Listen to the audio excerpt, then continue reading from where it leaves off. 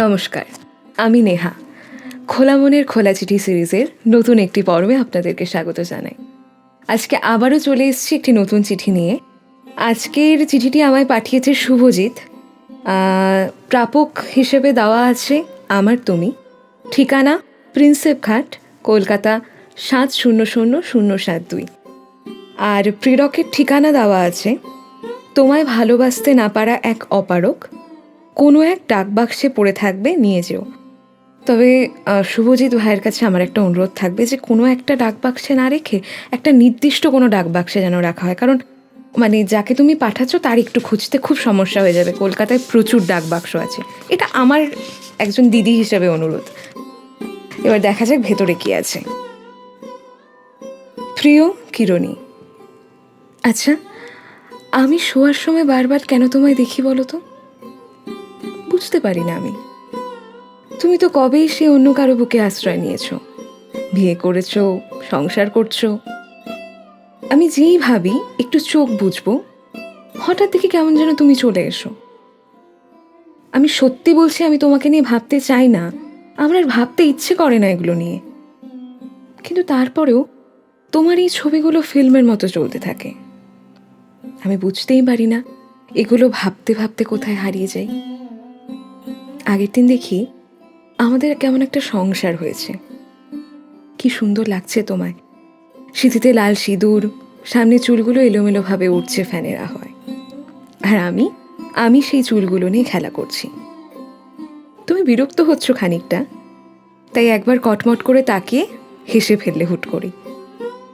আমি তোমায় হাতটা ধরলাম, তোমাকে ধরতেও গেলাম, পারলাম না।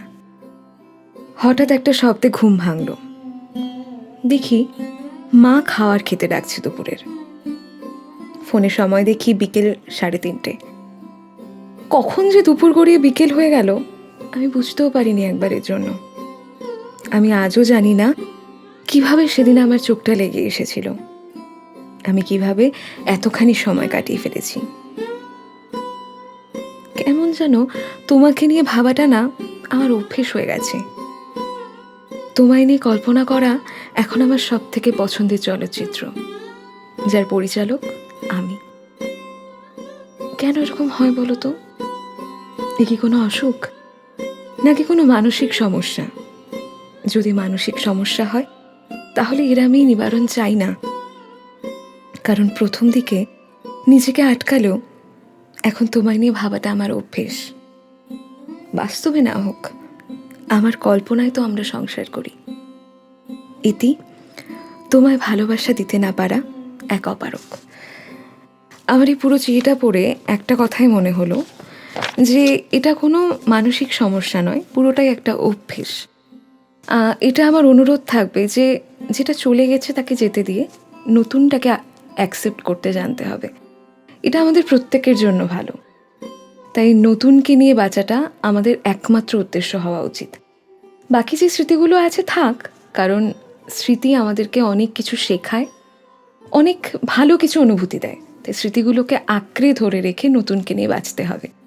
আবারও পরের পর্বে দেখা হবে নতুন একটি চিঠি নিয়ে। ততদিন সবাই ভালো থাকবেন, সুস্থ থাকবেন। নমস্কার।